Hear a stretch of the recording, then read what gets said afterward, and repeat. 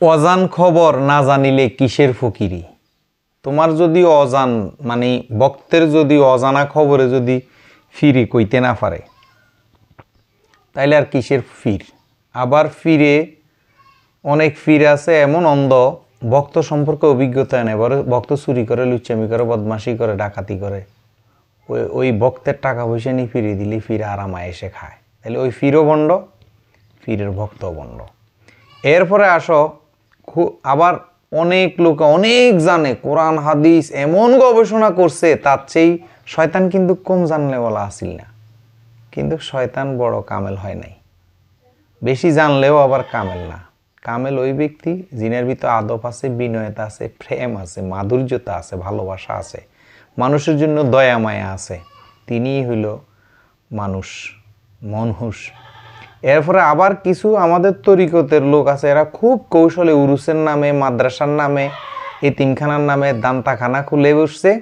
খুব হের জন্য কিন্তু চায় না, এতিমের জন্য চায়। তোরে কে কইছে এতিমখানা করতি, তোর যদি এতিমখানা চালানোর ক্ষমতাই না থাকে?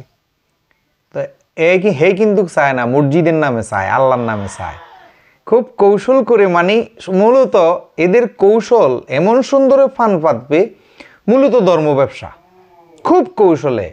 মানে ওই যে আমাদের দেশে একটা বিয়ে শাদী হয় না, ছেলের থেকে মেয়ের থেকে কিচ্ছুই চায় না, কিন্তু বিয়ের সময় এবারে দিতে হয় তোমার ওই যে ফ্রিজ, এসি, খাট, নানান কিছু। আজকে এটা, কালকে 7 দিন না, কালকে 7 মাসা, মানে তোমার থেকে কিছুই চায় নাই। তো ওরা কিন্তু কিছুই চায় না, কিন্তু খুব কৌশলে মাদ্রাসার নামে, সববরাতের নামে, মিলাদের নামে, উরুসের নামে, সিন্নির নামে খুব কৌশলে তুমি একটা সমস্যা লই গেছো, নিয়ত করো। তো একটা মহিষ নিয়ত করায়, একটা গরু নিয়ত করায়, ছাগল নিয়ত করায় তোমাকে অনুপাতে। এরা খুব কৌশলী শয়তান। এরপরে তোমার খেলাফত দিব, আরেক বাটফারি তোমার পিছে 2-3 জন লোক লাগাই দেয়।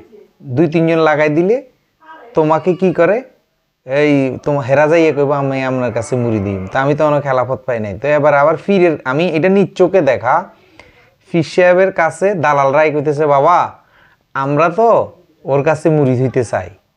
তো ফিরে একটা মিষ্টি হাসি দিয়ে আমার দিকে চাইয়া কয়, হ্যাঁ ওনার নামে বলি মঈন বাবা, আমার দিকে চাইয়া কয় দেখছস আমি মুরিদ করাই, অথচ আমার কাছে আই কয় হের কাছে মুড়ি দিবে। এবারে বুঝছুত কিছু? আমি কয় হ্যাঁ বুঝছি, ওরা দালালের দালাল।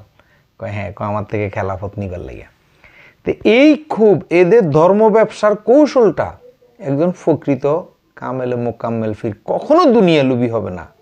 তার ছেলে সন্তানের প্রতি, তার ছেলে সন্তান থেকে, তার ছেলে মেয়ে থেকে সে তার ভক্ত ছেলেকে আরো বেশি আপন জানবে। নিজের সন্তান, আমার গুরু কাশেম শাহ কইতো যে নিজের সন্তান থেকে পরের সন্তানকে আপন জানে, সেই হলো প্রকৃত বাবা, সেই হলো প্রকৃত মা। তো এইসব ধর্ম ব্যবসায়ী থেকে খুব, মানে এরা এমন কৌশলে ধোঁকাবাজিগুলা করতেছে, এইটা মানে ধরার মতো না। এরা এই ফিট আর ওই ফিট। একজন হক্কানে কামেলে মোকাম্মেল কখনো তারে আরো দিলে সে নিবে না। কেন? সে তো জানে তুমি সিটারি বাটফারি করে টাকা আনছো। কেন? সে তো পবিত্র। একজন পবিত্র লোকের কাছে অপবিত্রতা কখনো আসতে পারবে না। অপবিত্র লোক দেখলে সে ধুরু ধুরু করবে, তার কাছেও বিটতে পারবে না। তো এই যে বিষয়গুলা, এই ধর্ম ব্যবসায়ী আমাদের, এই খাজা বাবা মাদ্রাসা করে নাই, গৌসুল আজম বাবা ভান্ডারি মাদ্রাসা করে নাই, মসজিদ করে নাই, বড় বড় ফির অলি গাউস কুতুবরা এগুলা করে নাই, তুমি নতুন করেই ভণ্ডামি শুরু করছো। খুব কৌশলে এরা, মানে ধর্ম ব্যবসা, মূলত ধর্মের, মানে ধর্ম ব্যবসাটা দিয়ে এদের আর কোনো কর্ম নাই। তো এরা কেমনে খাবে? কাজকর্ম নাই, এই হলো সমস্যা।